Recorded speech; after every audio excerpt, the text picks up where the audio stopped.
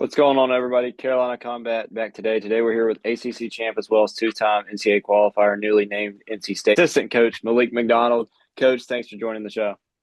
No problem, man. Good to be on. Yeah, so since graduation, you've coached at a few programs. You're at Kent State for quite a few years. So, kind of when did this new NC State position come about, and kind of how's it been so far? So just the opportunity to come back home is hard to pass up. I'm originally I grew up in Hope Mills, North Carolina. Went to Southview High School, and since being back, I mean, kind of got straight to it. I mean, my start date was June 1st, and then we had the whole June 15th where you start as in juniors, and that's just a lot of work, but kind of hit the ground running with it. Athlete to coach, what's been the biggest transition for you so far these past few years? The biggest transition for me, I'll say, is from being an athlete, you're more focused on yourself. And not saying as an athlete you're very selfish, but I mean the focus is you. But then whenever you're a coach, it's on everybody, and you kind of gotta make sure that you're showing everyone to try to do the best you can to help them all achieve the goals that they set out to do. Your time at NC State, you were multiple time qualifier as well as ACC champion. What's one of your fondest memories of your time competing for the Wolfpack? Oh, um, probably the honestly probably the whole season of my redshirt freshman year. We had a really good team, really good dual meet team at that, and we compete against teams like Iowa, Oklahoma State, Missouri, and then like the normal ACC schedule as well. And at the time, I was a backup, so getting the chance to step in some of those duels was pretty nice. But also us going to Oklahoma State, beating them at their place, and then going to Iowa that year when they were ranked number 2 in the country, and we beat them there. That was pretty great. And then obviously like the year we took fourth as a team at NCAA's as well was a pretty big deal too. New roster limits. What's your thoughts on that, and how do you approach that as a coach? Well, my thoughts on it it sucks for a lot of kids in the country because if you look at it from the whole scale of the NCAA, there's there there's less opportunity out there for kids now as before. Because I think the roster count for us back then was 35. Right. Now that's five less kids on the program, and that's going to hit a lot of schools. So it's not just a NC State thing. It's every team that's opting into revenue sharing. Um, and then like just how you handle it. I mean, you kind of got to balance out your team a little bit better now. You got to really evaluate where you're at with team, with what weight classes you have and what weight classes you need. So you really have to pay attention to who you're recruiting and what weight they might end up at. And that's where it gets tricky, especially with a lot of Right. guys, because you can have a guy that might have graduated as a 126 pounder and they can end up at 141. And you might have initially recruited them to be a 133, and it won't happen because they're too big for that weight class now. But that's kind of part of it, though. So you just got to be strategic with your recruiting now, even You more know, so than before. speaking into recruit NIL transfer portal, what's been the biggest adjustment for you as a coach? Kind of with this new stuff coming in these past few years. Um, with the transfer portal, Um, it's just different. I mean, to me, I don't think much has really changed. I think when it comes to transferring, I mean, it does possibly provide you the opportunity to fill in a needed weight class a little bit sooner than later. But you also got to make sure you're focusing on retaining your current guys as well. But I mean, from the start of my career in coaching, that's kind of always been something you want to do is to try to keep the guys that you recruited so that they all feel welcome and you don't want your guys leaving to begin with. Speaking back into your college career, what was the biggest transition from you going from high school to the college level? Um, for me, I think going from high school to college, a big thing for me was I I started to grow a lot in college, so I thought it was going to be like a 74, 84, and 84 got pretty tough to make, and I ended up getting Right. 197 pretty quick, and I even got all the way up to heavyweight as well for a year. But I think from that standpoint of just like physically developing more was big, and then technique wise, I'll say top and bottom, and then hand fighting kind of took a took it to another level, having to improve those areas. How did you mentally prepare yourself for matches? Whether you're wrestling match at big ACC duel or match at nationals. Uh, um, I had a routine, so senior we really dialed in on it. Um, Actually, me and Coach Obi Blanc, every match before a duel, him and I we would do the same warm up every time, and you kind of knew exactly where you were getting just by repeating the same thing over and over again. And I'll also try to even eat like the same things as well so that I can kind of have a good idea on how I'm gonna feel after eating certain things. Cause I was cutting a lot more my senior year Right. as well, making 197. So yeah, I just had a pre-match routine that I stuck to. And if something felt slightly off, just kind of make small adjustments throughout the year with the routine. And once you hit that performance that you really like, try to maintain that same routine. Individual career. Is there any one match that sticks out more than others for you? Um,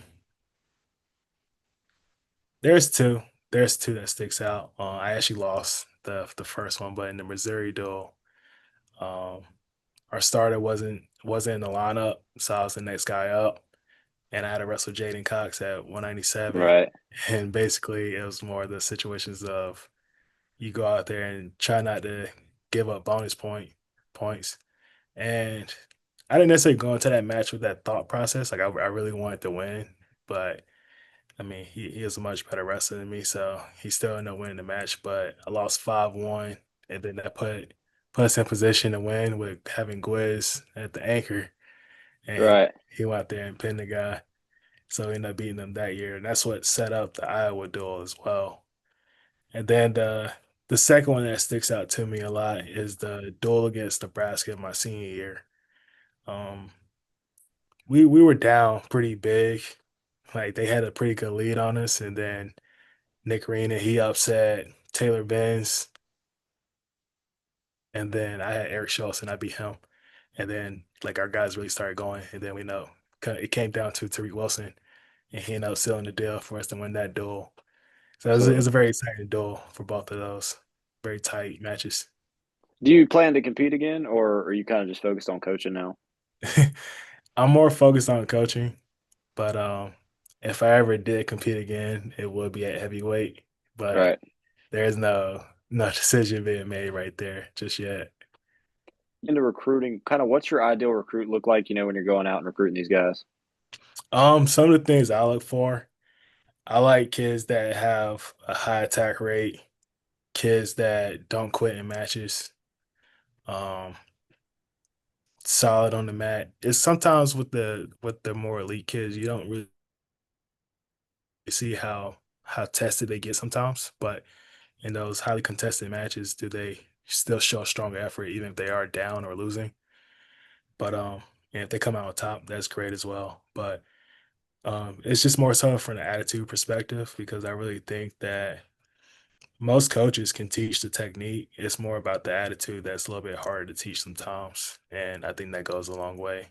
What would you describe your personal, I guess, coaching philosophy or coaching style that you personally have?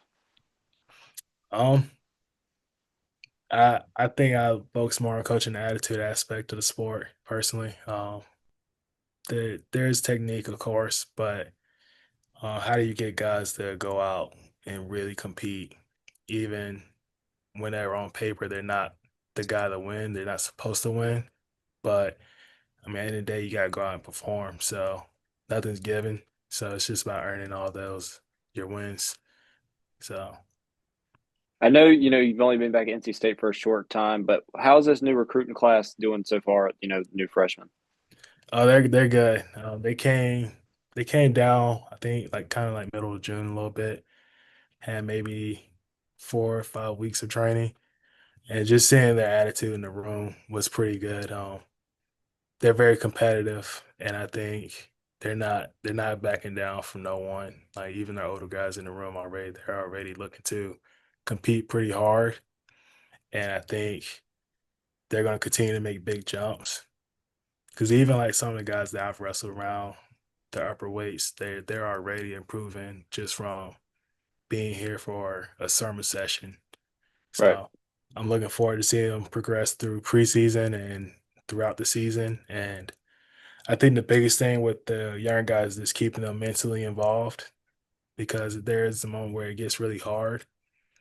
And as long as they're able to push through that, I think they'll continue to make improvements. And that's what it's all about at the end of the day. What are your goals for this first year back at NC State for you as a coach, and I guess for the team? What are you looking at? My goal is just to help the upper weights. Really, anybody that needs help, I'll most likely be working with Isaac Trumbull the most because he's the heavyweight, and trying to help him win a national title. I know that's his goal. That's our goal as a staff as well to help him get there, and I know that's something he really wants to do.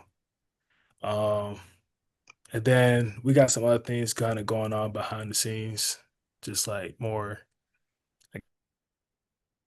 guess administrative stuff or just coaching stuff outside of just the mat. Like we have our golf outing coming up that we're trying to build just to have more support with the program. We want to get more season ticket holders, try to sell out the arena. We have a coaches clinic coming up as well in October. So we're trying to take care of all that stuff on top of the recruiting, the competition. So there's a lot of work being done, and it's just taking it one thing at a time.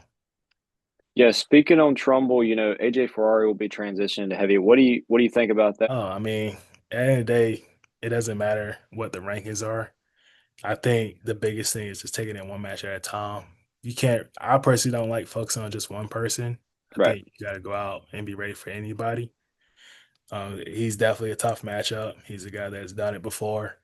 So it's just a matter of training and really being prepared for anyone. But Isaac, he's wrestled some of the best guys already before. Absolutely. I mean, last year he had White Henderson at nationals and competed pretty well against him. And I don't see why he wouldn't continue to do that. And he's the guy with the right attitude as well. So I think it'd be a good Absolutely. match no matter what. Yeah, for your, I guess, coaching as well as, competitive career, who's been some of the biggest influences for you? Um, I'll say for me,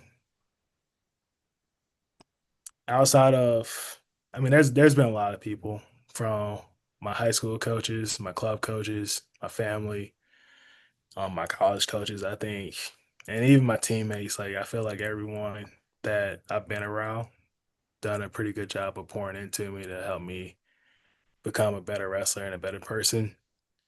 Um, College wasn't something that was initially in my plans from high school, but having the right people around me put me on that path, and now I made it into a career to coach at this level. So Right. it's been pretty nice. If you could give one piece of advice to your younger self or maybe, aspiring athletes to, do things like you have, what advice would you give them? Um, my advice is do the best you can in every aspect of it, between being on the mat, in the classroom, especially, and the way you treat people. And when I say people, not just your friends, but the adults in your life, between your teachers, your parents, your family, and just anybody you meet, and just do the best you can, and don't be too hard on yourself, and enjoy the journey, because it can be a long one. So just enjoy it one step at a time. For any Wolfpack fans that may be watching, do you have any kind of message for them or anything like that? To show up, support the program, and I mean, we definitely love to have you all out for a match because we got some Uh, pretty big dual meets coming up. Sounds like nothing's the schedule's not out yet, so I don't want to necessarily talk about it. right. But I mean, whenever it does come out, you'll see the teams that we're looking to compete against. So we'll love to sell out the place and make it a good environment. Coach, thanks for coming on the show. It's great to have you on. Yeah, thank you for having me.